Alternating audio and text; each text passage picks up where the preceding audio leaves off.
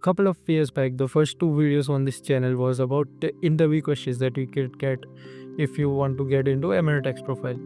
Now, when I made those videos, I was just starting in this profile. Now 2.5 years have passed and I've worked in this profile for 2.5 years. So wanted to share with you what exactly is the things you do in this profile, what you should know before going into it, and some important things that will be useful for you in deciding whether you should go into this, and also in deciding where you should go, not just in Emiratex but which big four you should go to. So let's start the video.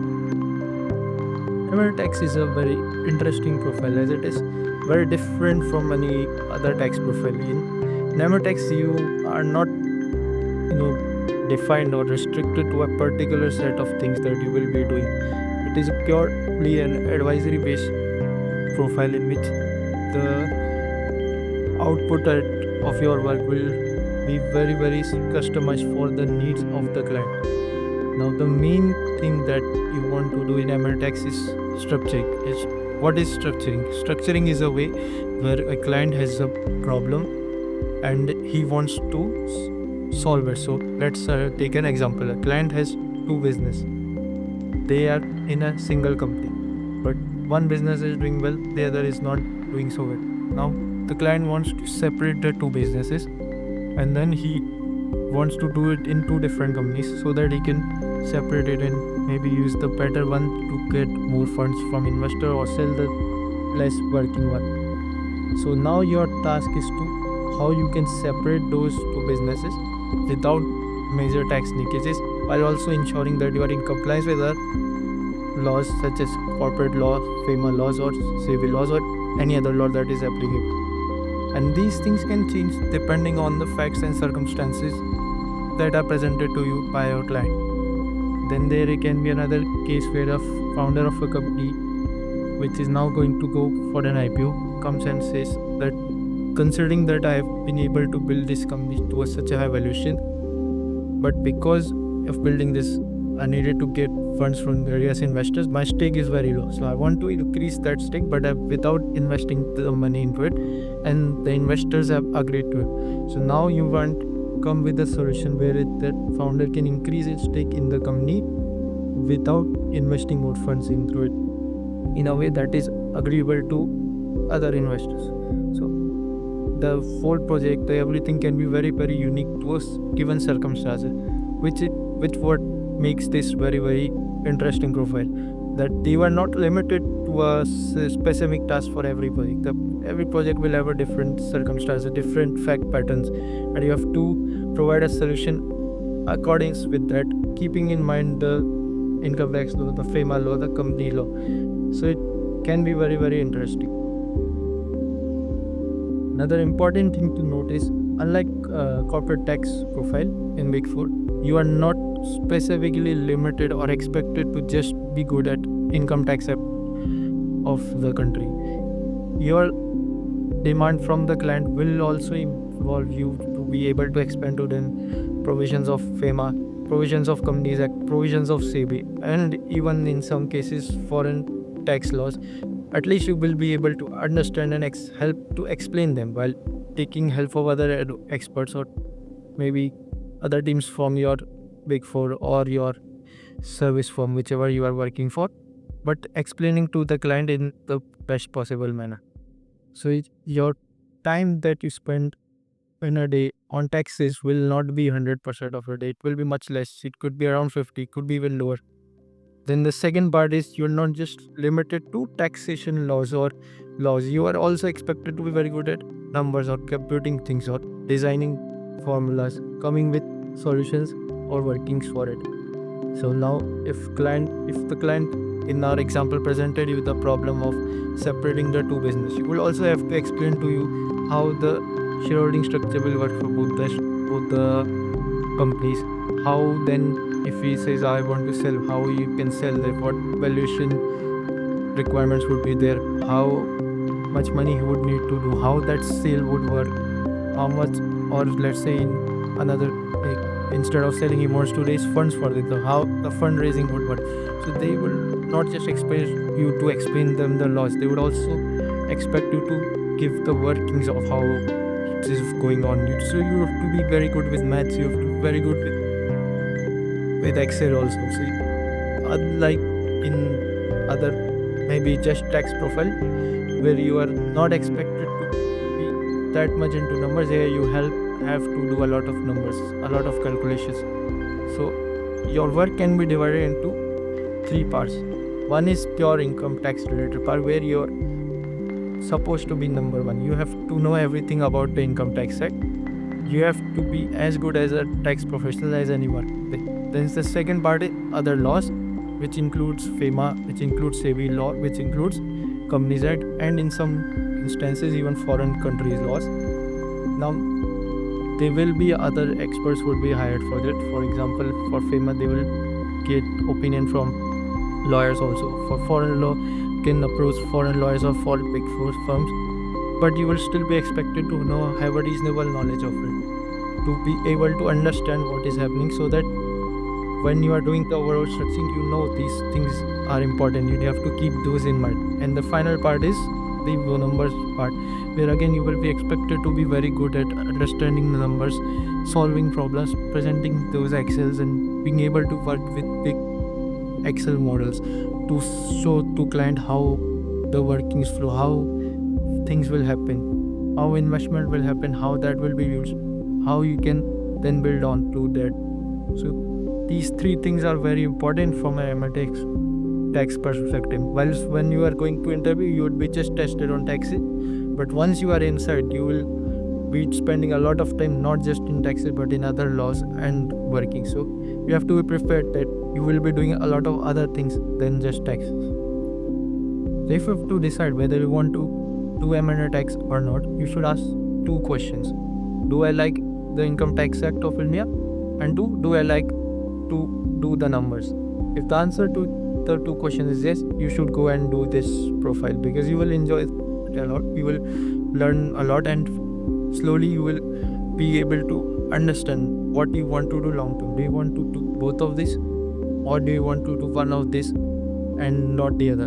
And accordingly you can make other decisions in the future. But these 2 questions are the most important that you should ask before joining this profile. Now coming to what all things you would be expected to do as a fresher. So in fresher there could be, depending upon the type of project, you could be required to do 3 to 4 different kinds of things. If you are into a diligence, what's a due diligence? Let's say investor wants to invest into a company. Before making an investment, he will do a due diligence of that company. He will want to know what all tax related positions the company has taken, how their compliances are there any litigations, is there anything which may not be in litigation but can be a problem, is there any industry specific issue, and accordingly will need to make a proper deal decision. Right? Could be value adjustment, could be a warranty from the seller or the company in which he's investing. And so in case of due diligence, you would be expected to do research, you will be expected to understand the company, review the data that you get from the target, and then take the research of what tax positions they've taken. Is it correct? Is it in accordance with the firm view, or is it in contrary to firm view? Have they taken any opinion if that position is contrary to firm? And accordingly, so your work will be research, understanding the financials of the company, understanding their tax returns, and then preparation of PowerPoint presentation. Another project could be of restructuring. Now restructuring can be very customized. It can depend upon the needs of the clients. For example, a client wants to demerge a business and it's going to be demerged. A client has an overseas structure where there are investors overseas and there is some business in India. Now they wants to align the shareholdings at both India and overseas level. So it could be very complicated, could depend upon the facts of those circumstances. So what you will be required to do, first of all, you will be required to again do research from a tax perspective, from a Foreign Exchange Management Act, FEMA perspective, from other law perspective, even from Foreign Act perspective. If preliminary stages, you might have to do research. Then you can be asked to make workings in Excel, how the shareholding pattern is and how it should look and how you will get to that, or what other actions that the company is taking and what the commercial factors are. And accordingly would be expected to make those working, so present them in a workable way. So these are the things. And again, there are other project, and there is a implementation project. Like for example, you said you want to demerger. Now the client says, okay, we'll do demerger. So let's implement the demerger. So now that demerger will require a scheme of arrangement to be filed with the NCLT. Then we'll have a whole lot of implementation. How the scheme is filed, you have to give notice to various authorities. There will be NCLT hearings. There will be question from our ROCRD. You have to deal with that. So implementation support. Again, this will be a lot more documentation work, a lot of it will have some research, but will have a lot of documentation work, a lot of other kinds of things which are different from just tax related work. So depending on your project, you will have to do a lot of different kinds of things. Before you make any of the mission, these are some points that you should know, and it is not just limited to Emertex. It can involve even any another profile of a Big Four or even other company. So first important point is, if you have offers from multiple Big Fours, or even if you have one Big Four offer, you should ask the HR first question is, what is the promotion cycle of this firm? So for example, each of the Big Four has their separate cycles. Some of them have April to March, some of them will have October to September or July to June. So they have different cycles. Now what happens if in this cycle? So if you join in April and the cycle is April to March, your first increment will come exactly after 1 year, and you will be due for promotion exactly after 2 years. So you will be fitting right into the cycle. But now if you join in April, the cycle is October to September or September to August, whatever. You are in the middle of the cycle, and now you will, firstly, your increment will not happen in April, because that will never happen in midterm. It will only happen at the end of cycle. So now that's one. So you already are 1.5 years behind, half a year behind the rest. The second problem will be the promotion part. Now you can be promoted in 1.5 years, or you can be promoted in midterm. But a lot of teams and partners are rigid. Some will say we don't do midterm. Some will say we don't do before that 2 years. So you could end up getting delayed just because you joined at a different date, and that is not even your choice. I mean, if you clear in November, you will be joining in March or April. If you clear in May, you will join in September, October. So it's not in your hand when you start the job. It depends on when your attempt is. Just because of their cycle, that you are forced to be 6 months behind another person who cleared at the same time or 6 months after you. So that is an important. So if you offer from 2 Big Fours, you can ask this question in what is their cycles, and this can help you to decide which one should I choose. Should I choose A or B? Then the second point to know is, especially if you're from the same city in which you are working, you will not know what the team is, how that team will be. You would be not knowing anything about it. So before going, if you can find someone in that firm, in that city who is working there, to ask them what that team is and how is that. And is there anything you should be worried about? Like, are there too many people leaving that team quite quickly? Maybe the environment is not that great, or is the team good? And if you go into any Big Four, you will work a lot of hours. That's an expectation from you. But working long hours is not that big of a problem. But a bigger problem is your team has a toxic environment, and you don't know that before joining you. So if you can identify someone in LinkedIn or other social media platform and connect with them, that could help you in maybe avoiding a bad situation. Especially if you're from not going to join in the same city as you are living in, because then you will also have to find a place to live, adjust to that environment, and then end up having a bad team. It will be a big problem for you. overall. So this second point is also very important, and the third one is of course related to second one only. But if you are able to connect with them, you should also ask them in that team what kind of projects they do. Although most people will not be able to tell you that unless you have a very good relation with those guys.